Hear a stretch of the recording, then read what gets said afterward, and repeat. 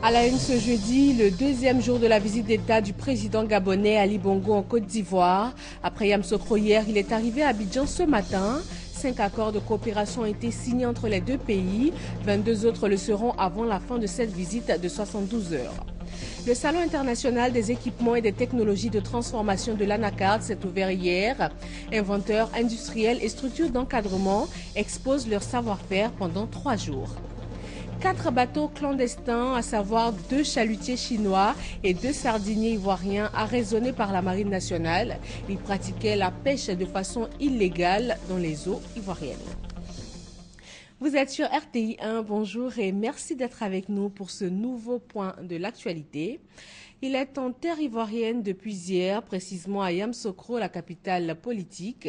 Le président gabonais est arrivé ce matin à Abidjan. Il a été accueilli par des membres du gouvernement et par les populations venues lui dire bienvenue en Côte d'Ivoire. Il va recevoir tout à l'heure les clés de la ville d'Abidjan. Pour cette visite de 72 heures du président gabonais, ce sont 27 accords de coopération qui vont être signés. 5 l'ont déjà été hier à Yamoussoukro, notamment dans les domaines scientifiques et techniques, la coopération militaire, l'éducation nationale et le secteur agricole. Awa Touré. Première étape de cette visite du président de la République gabonaise en Côte d'Ivoire, à Yamoussoukro. À Yamoussoukro, où les deux chefs d'État, Alassane Ouattara et Ali Bongo, ont eu un entretien élargi aux délégations au palais présidentiel, suivi d'un tête-à-tête. L'occasion pour eux de faire le point des relations bilatérales entre la Côte d'Ivoire et le Gabon et d'affirmer leur volonté commune de lutter contre le terrorisme. Autre temps fort de cette première journée, la signature de 5 accords bilatéraux sur les 27 qui vont être signés au cours de cette visite officielle. Il s'agit notamment de l'accord cadre de coopération, de la suppression du visa pour les détenteurs de passeports diplomatiques, de services ou officiels, des accords de coopération militaire et technique, de coopération dans les domaines de l'éducation, de l'agriculture et de la sécurité alimentaire. Les présidents Alassane Ouattara et Ali Bongo, à l'issue de la signature de ces accords, ont dit leur joie de se retrouver à Yamoussoukro pour célébrer et renforcer les excellentes relations entre leurs deux pays. Des relations nouées, développées, construites au fil des décennies entre votre père, le président Omar Bongo Ondimba, et le père de la nation ivoirienne, le président Félix Houphouët-Boigny, que je considère comme mon père, et vous dire que nous sommes très heureux que le fils vienne s'incliner sur le tombeau de son papa.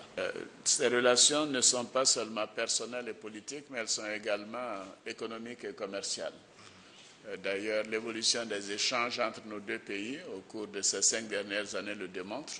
Nous avons multiplié nos échanges littéralement par 10, passant de 40 milliards à 400 milliards au cours de ces 5 dernières années. Cela montre le dynamisme de nos relations, non seulement au niveau des gouvernements, mais également au niveau du secteur privé. Monsieur le Président, vous savez que cela est dû à une forte poussée de l'investissement, public comme privé, grâce à la confiance revenue grâce à la paix et à la stabilité.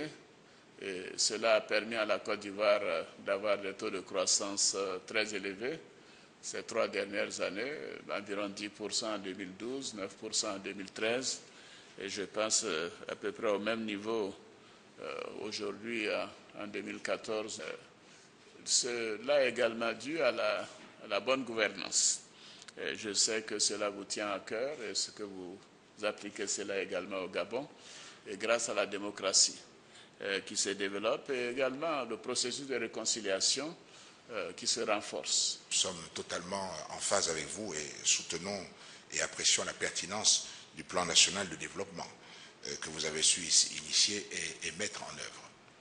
Il n'y a rien de plus important aujourd'hui pour les pays africains que de parler d'abord de ces questions de développement, de soutenir un investissement qui soit fort, car il s'agit pour nous de sortir nos pays de situations dans lesquelles ils se trouvent avec des poches des fois importantes de précarité, de pauvreté. Donc tous nos efforts portent là-dessus. Mais pour sortir le pays, il faut la croissance. Il faut que nous investissions, il faut que nous fassions des efforts importants de matière de bonne gouvernance. Et dans le contexte africain, nous avons donc besoin de succès, de pays qui marchent, dont les politiques produisent des effets qui soient positifs. C'est bon pour nous tous, parce que ce sont des bons exemples qu'il faut citer. Souvent, malheureusement, on ne s'arrête qu'aux mauvais exemples. Et les bons exemples africains, ils existent. Et la Côte d'Ivoire est un de ces exemples-là, dont il faut que nous puissions aussi nous inspirer et nous soyons ensemble pour pouvoir continuer à aller de l'avant pour le bénéfice de nos populations. Mais nous avons relevé que nos échanges commerciaux ne reflètent pas encore le niveau que nous avons dans nos échanges politiques et nos échanges diplomatiques. La signature de ces accords auxquels nous assistons aujourd'hui montre bien que nous avions pris du retard et que ce retard aujourd'hui il est comblé. Et ça donc montre bien le dynamisme et puis, Monsieur le Président, ça montre que nos ministres ont bien travaillé. Depuis la dernière fois, c'est que... qu'ils continuent sur cette lancée, car nous avons la ferme volonté, Monsieur le Président et moi-même, de pouvoir accroître ces échanges entre nous et établir de vrais partenariats qui soient profonds, des partenariats qui soient durables. Et dans tous les domaines, nous sommes heureux d'être ici en Côte d'Ivoire, un pays en paix. Et cette paix, aujourd'hui, Monsieur le Président, vous êtes en train d'essayer de faire en sorte que dans la sous-région, les autres pays qui entourent la Côte d'Ivoire puissent aussi connaître cette paix. Les deux chefs d'État se sont mutuellement félicités de la bonne tenue de leur économie respective avant de réaffirmer leur convergence de vues sur les questions liées à la bonne gouvernance, une des clés du développement. Le président de l'Assemblée nationale est en mission au Maroc. Guillaume Soro a rencontré sur place le président de la Chambre des représentants et le président de la Chambre des conseillers. Le raffermissement des relations historiques entre la Côte d'Ivoire et le Maroc sont au centre des échanges. Hervé Blé.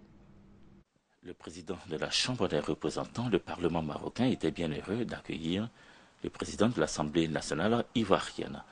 La séance de travail qui a réuni les délégations ivoiriennes conduites par Guillaume Soro et marocaines conduites par Rachida Talbi Alami a été l'occasion pour le chef du Parlement ivoirien de partager avec son hôte son engagement à œuvrer au renforcement des relations entre la Côte d'Ivoire et le Maroc. Cette séance de travail est l'occasion donc de passer en revue les moyens qui pourraient aider au renforcement de la coopération pacifique et harmonieuse de longue date entre les deux pays.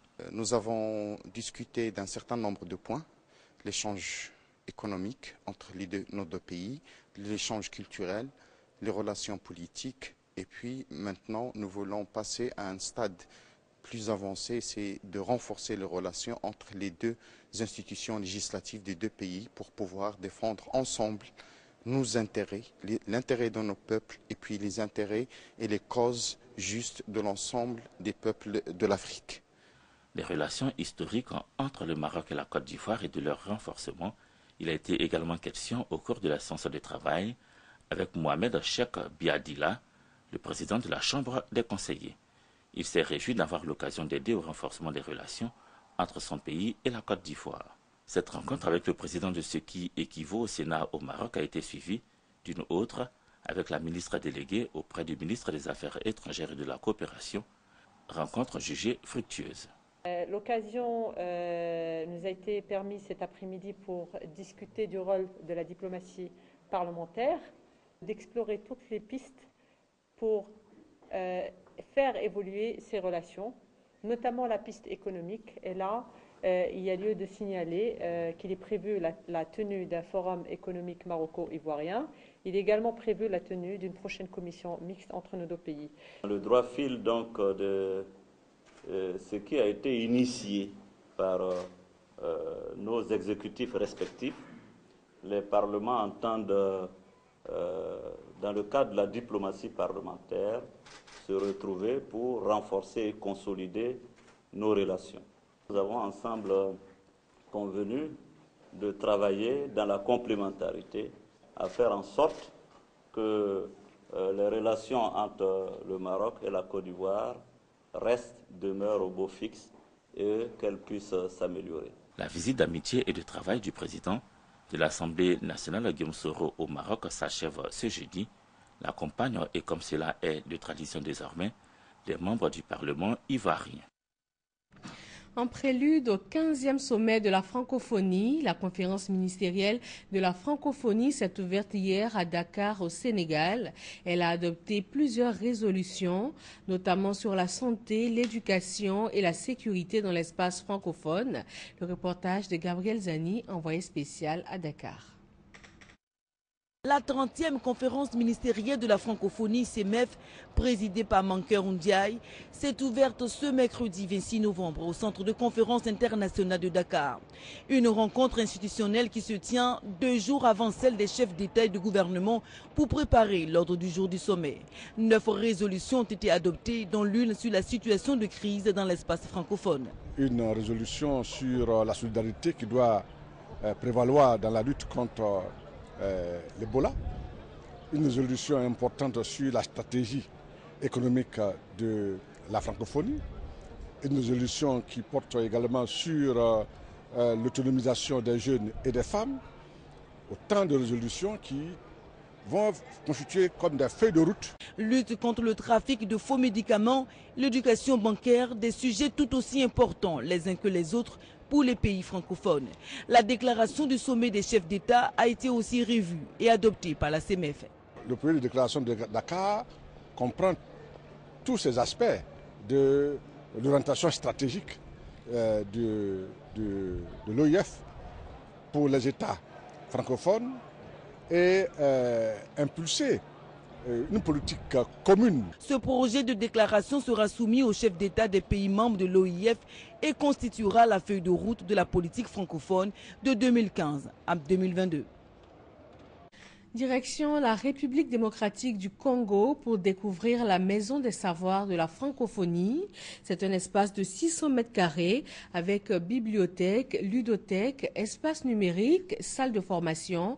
Bref, un lieu qui offre un accès facile et peu coûteux au savoir, à la langue française et à la culture numérique. Reportage à Kinshasa. C'est devenu un endroit incontournable à Kinshasa, la capitale congolaise. La Maison des Savoirs, financée par la francophonie, attire les Congolais en quête d'apprendre. C'est d'abord une bibliothèque. 5000 références, tous domaines confondus, assommant. Les livres sont aussi consultables en version électronique, de quoi séduire la jeunesse. On s'était rendu compte justement que la lecture n'était pas le dada des jeunes de ce coin-ci. Plutôt les bistrots. Et une année après, lorsqu'on a eu 200 abonnés, nous nous sommes dit que c'était quand même quelque chose de fantastique et que effectivement on a senti que de plus en plus les jeunes viennent lire, viennent travailler.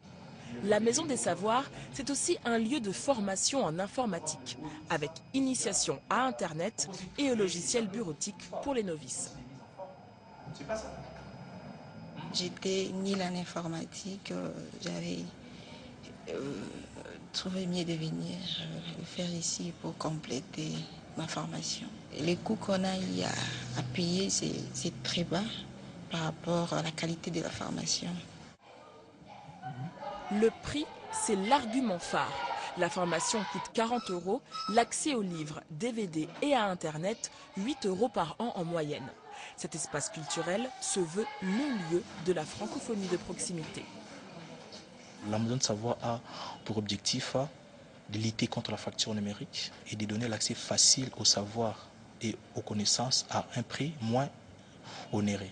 Donc nous voulons donner la chance à tout le monde d'apprendre. 3 ans après son inauguration, la Maison des Savoirs ne désemplit pas. La ludothèque est fréquentée tous les jours par des écoliers. C'est ici qu'ils s'amusent à réinventer les mots de la langue française. La quinzaine internationale de la science et de la technologie va se tenir du 1er au 15 décembre prochain, ici même à Abidjan. Un concept du ministère de l'Enseignement supérieur et de la Recherche scientifique. C'est un cadre de sensibilisation et d'éducation à la culture de la science et de la technologie. Le premier salon international des équipements et technologies de transformation de l'ANARCAD s'est ouvert hier à Abidjan. Pendant 2 jours, il s'agit entre autres de valoriser les équipements et technologies auprès des investisseurs potentiels. L'enjeu étant de passer d'un niveau de transformation de 5% en 2013 à 100% en 2020. Noël Niagno. C'est parti. Depuis ce mercredi pour le Salon international des équipements et des technologies de transformation de l'ANACAD, CIETA 2014. 3 jours pour présenter, rendre visibles et concrètes les opportunités de transformation du cajou et permettre ainsi à la Côte d'Ivoire d'améliorer son taux de transformation de l'ordre de 5% en 2013 pour le porter à 100% à l'horizon 2020, grâce à la politique volontariste du gouvernement. La stratégie est fondée sur la promotion des investissements privés et des appuis ciblés de l'État en faveur du secteur de la transformation de l'ANACAD dans les principaux domaines suivants. L'accès au financement pour la transformation, l'amélioration de la qualité, l'appui à la commercialisation, le renforcement des capacités. Tout cela est assorti de mesures d'accompagnement, à savoir la mise en place d'un fonds de garantie pour faciliter le financement des investissements, le renforcement des capacités en matière technique et managériale, la réduction du coût de la validation de l'étude d'impact environnemental et social et l'appui à l'accréditation des laboratoires pour l'analyse des produits de l'ANACAD. Des conférences et interventions thématiques vont meubler ces 72 heures du salon. Il s'agit entre autres des facteurs de réussite de la transformation de l'ANACAD, le processus et qualité des matières premières. L'approfondissement de l'intégration régionale en Afrique de l'Ouest a fait l'objet d'une rencontre sous-régionale ici à Abidjan. La Côte d'Ivoire, qui fournit 40% du PIB de l'économie régionale, a encore des défis à relever pour être un leader en matière d'intégration. Francis Boifo. Le commerce intra-africain représente 34% des échanges de la Côte d'Ivoire, dont environ 27% avec les pays de la sous-région. Ces chiffres reflètent un niveau poussé d'intégration de l'économie ivoirienne au niveau régional. Mais, de l'avis des experts de ce séminaire sur l'intégration, le pays doit faire la promotion des produits vivriers s'il veut être le leader de l'intégration économique. Avec un marché régional beaucoup plus ouvert, cela peut nous permettre de mettre également un accent sur ces productions vivrières-là, ce qui permettra également de faire en sorte que la pauvreté puisse diminuer dans les régions qui sont essentiellement productrices des produits vivriers. Des défis à relever également au niveau des infrastructures pour soutenir la croissance économique. Et notamment des infrastructures de transport, de communication, de télécommunication qui augmentent, qui intensifient la relation entre ce pays et les autres pays d'Afrique de l'Ouest. Plus le marché est élargi, plus notre économie devient forte. L'intégration, c'est les échanges commerciaux, c'est les interconnexions au niveau des marchés qui font que nos entreprises peuvent tirer profit. Le séminaire d'Abidjan sur l'approfondissement de l'intégration régionale a planché sur la révision des textes dans les différents pays. Au niveau de la libre circulation des biens, des personnes et des droits d'établissement dans l'espace CEDEAO, la Côte d'Ivoire est un modèle selon les experts. Les 43e assises de l'Union internationale de la presse francophone se sont refermées le 22 novembre dernier à Dakar. Jeunes et médias, les défis du numérique, voilà le principal sujet qui a meublé ces 3 jours d'assises. Adama Koné. Après 4 années d'inactivité, l'Union internationale de la presse francophone UPF refait surface à Dakar. Les assises de la plus ancienne association francophone de journalistes, grande école de formation, d'échanges et de rencontres, ont eu pour thème Jeunes et médias, les défis du numérique. Avec le numérique, on a moins besoin de distribuer les journaux papier. Ça veut dire qu'au contraire, vous pouvez revenir très très vite dans le peloton de tête. Et d'ailleurs, c'est ce qui est en train de se passer. Il y a des grands groupes qui investissent dans le numérique en Afrique. Durant 3 jours, 280 journalistes, patrons de presse, imprimeurs, distributeurs et autres hommes de médias ont confronté leurs idées sur ce virage important que négocient les médias. En fait, celui qui réclame la liberté, ça doit être le peuple. qui réclame l'information, ça doit être le peuple. Maintenant, ce peuple-là, il a son téléphone portable et tout se passe autour de ça. Et je pense que ça nous interpelle. Certains y voient même une menace pour les supports traditionnels. Il faut s'adapter ou périr. On n'a pas le choix. Nous ne pouvons plus faire de l'information comme nous la faisions avant, parce que les moyens sont devenus multiples, les moyens modernes. On va plus vite, tout le monde fait de l'instantané. D'autres appellent à la mesure. Attention au numérique, il faut garder les fondamentaux du journalisme. Au terme des assises de Dakar, le Sénégalais Madiambal Diagne a été élu président international de l'UPF. Le Français Jean Kouchner a gardé son poste de secrétaire général international. L'Union internationale de la presse francophone compte 2500 membres répartis dans 135 pays dans le monde. 4 bateaux de pêche ont été arraisonnés par la Marine nationale de Côte d'Ivoire. Les raisons, ils pêchaient de façon illégale dans les eaux ivoiriennes. Francis Boifo nous éclaire sur cette affaire. C'est une action d'envergure que les éléments du contre-amiral Diakaridia Konaté, commandant de la Marine nationale, ont mené à travers le bateau patrouilleur L'Émergence. 2 bateaux battant pavillon asiatique et 2 autres ivoiriens ont été arraisonnés au large des côtes ivoiriennes. Dans une de ces missions de routine, l'Émergence a surpris ces bateaux en train de faire entrave à la réglementation sur la pêche. Et c'est cette raison qui fait que ces bateaux sont aujourd'hui ici. Les 2 bateaux ivoiriens pêchaient dans une zone interdite quand ceux battant pavillon asiatique n'avaient pas de licence de pêche. Les responsables de ces bateaux encourent des peines. Ça va aussi de 3 mois à 1 an de prison. On peut aller de 100 000 à 50 millions, ça dépend. Il faut que tous les contours soient étudiés pour pouvoir fixer l'amende. Rien ne sera plus comme avant. Tous les navires qui seront pris en train de pêcher de façon illégale seront sanctionnés. Le commandant de la Marine nationale remercie le président de la République pour avoir doté les forces navales de matériel adéquat de travail.